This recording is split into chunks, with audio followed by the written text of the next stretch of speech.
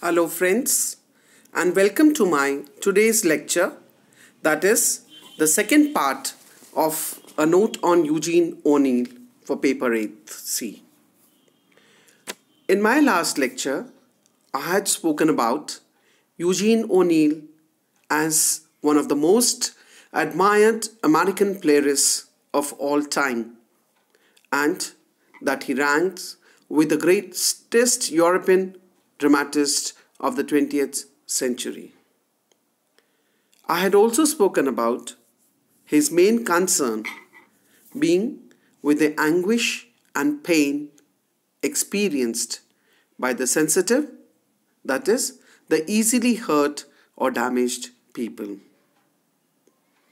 I had also mentioned about his contracting tuberculosis in 1912 after his marriage being broke up, and then his thought of becoming a dramatist in 1913. Later, he went to Honduras. He acquired some knowledge of the Central America, which he used in his play Emperor Jones. And he had even started playwriting classes at the Harvard University in Massachusetts. Today I'll be talking about Eugene O'Neill's remaining part of his biography. We find that Eugene O'Neill had his first play produced in Princeton, Massachusetts in 1916, named Bound East for Cardiff, which was a one-act play which was staged in New York later that year itself. Also in 1916, he made a second attempt at his domestic bliss. That is, he married his fellow writer, Agnes Bolton. They had 2 children, son Shane and daughter Una. Neil hit the theatrical world by storm in 1920 with his work Beyond the Horizon, which won a Pulitzer Prize. Later on, the very same year, his another masterpiece, The Emperor Jones, made its Broadway debut. In 1922, Neil's drama, Anna Christie, came to its Broadway stage. This tale of a prostitute's return home earned him his second Pulitzer Prize. The following year, he lost his brother and had to bear a personal loss, since he had already lost both his parents also earlier itself.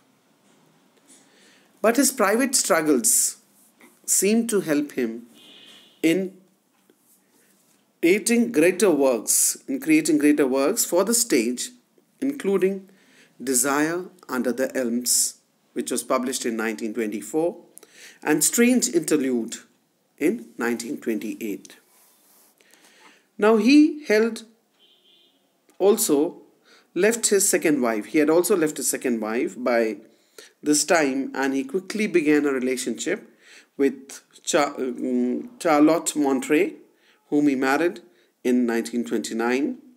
In about 1931, Neil produced another work of his called Morning Becomes Electra, in which he reimagined the mythic tragedy Ocestria, exchanging ancient Greece for New England in the 19th century.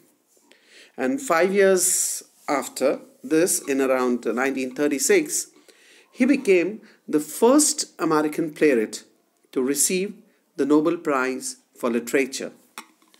He was given this honor for the, in quotes I will write, for the power, honesty, and deep felt emotions of his dramatic works, which embody an original concept of tragedy, unquote, according to the Nobel Prize website.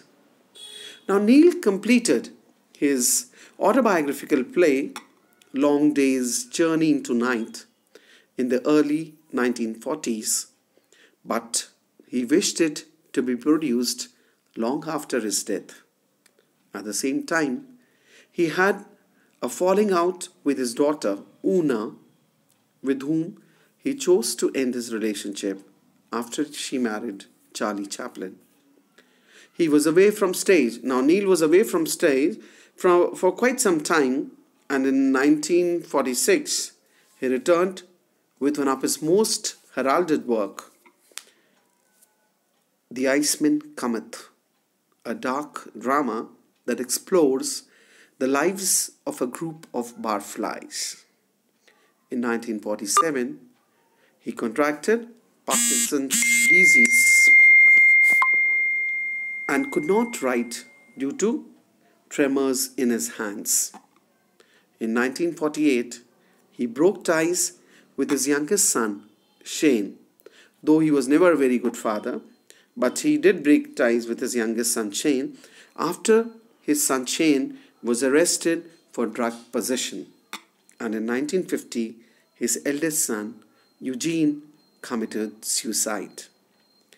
Now, on November 27, 1953, O'Neill died of bronchial pneumonia at the age of 65 in Boston, Massachusetts, leaving behind a tremendous literary legacy of more than 50 plays. He was posthumously awarded the Pulitzer Prize and Tony Award for drama. His work still continues to move and fascinate us or the audience even today. That's all for now. I'll be coming up with more lectures of mine. Till then, goodbye and thank you.